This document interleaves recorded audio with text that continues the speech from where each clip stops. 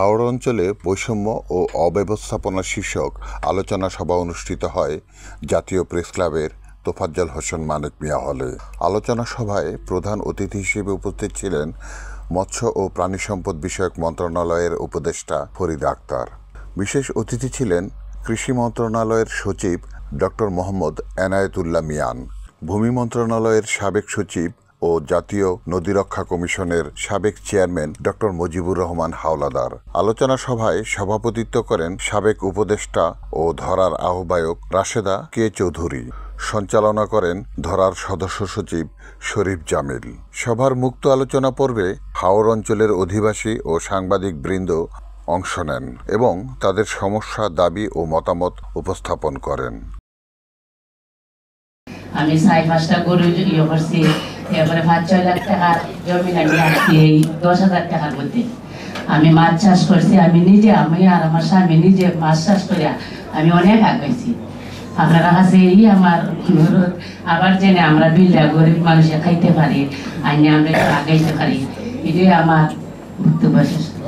আজকে আমরা বৈষম্য কোথায়? এখানে তো বৈষম্য। আপনি হাওড়া নিয়ে এসছেন চাইনিজ চাল, হাওড়ার কৃষকের কাছে থাকবে তার ওষুধ, থাকবে তার চুলা, এগুলো থাকবে তার হাওড়ের কাছে।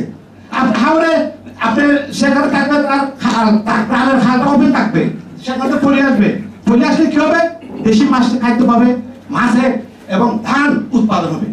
আজকে কেন ধানের আজকে আমরা মাছের ধান ভাত খাচ্ছি, হাওড়ের ভাত আমি ঢাকাতে বসে খাচ্ছি, এই ভাতের স্বাদ নাই। কেন স্বাদ নাই? আমার বাপ দাদা কি স্বাদ পাইছে? তাদেরই মাইগ্রেট করতে হচ্ছে, অন্য জায়গায় চলে যেতে হচ্ছে। তো এই ক্ষেত্রে যদি আমরা ধরেন কমিউনিটি যে ইনিশিয়েটিভস গুলো, সেগুলোতে ইউথদেরকে আরেকটু এম্পাওয়ার করতে পারি, ধরুন এডুকেশন, নলেজ শেয়ারিং, এবং তাদের জন্য যদি স্পেস ক্রিয়েট করতে পারি এই হাওড় রক্ষা এবং জলমহল। হাওড় বাউল নিয়ে যদি জলমহল ব্যবস্থাপনার যে নীতিমালা, এটি তো একক একটা নীতিমালা, এটাকে আলাদা করা যায় কিনা সেইটি করলে বোধহয় সুবিধা ভালো পাওয়া যেতে পারে। কারণ হাওড় বাউলের ক্যারেক্টারিস্টিক্সটা একটু ভিন্ন, সেই দিক থেকে এটি হলে আপনাদের সাথে যেটা যায় সেটি হতে পারে এবং এতে গভর্নমেন্টের রাজি হবে বলে আমি মনে করি। সেটি নিয়ে আমরা কথা বলবো। আরো আমি খুবই সংক্ষিপ্তভাবে কথা বলবো। প্রথমে ধন্যবাদ এবং কৃতজ্ঞতা জানাই আমাকে আজকে এরকম একটি সুন্দর অনুষ্ঠানে অংশগ্রহণ করে সুযোগ দেওয়ার জন্য। আরেকটি বিষয় যেটা উঠে এসছে যে গবেষণার কথা আমাদের পক্ষ থেকে বলা হয়েছে, আমি একটু খালি অনুরোধ করবো, আল্লাহর ওয়াস্তে বিদেশি কনসালটেন্ট আমাদের দরকার নেই। আমাদের এইখানে প্রচুর, এই যে যারা আসছেন আজকে এখানে প্রচুর রিসোর্স আছে, তাদেরকে দিয়ে এটা করানো। আরেকটি দাবিও করবো যে আন্তঃমন্ত্রণালয় সমন্বয়টা খুবই দরকার। এই পার্সপেক্টিভ প্ল্যানে আপনারা যদি এটা আনতে পারেন।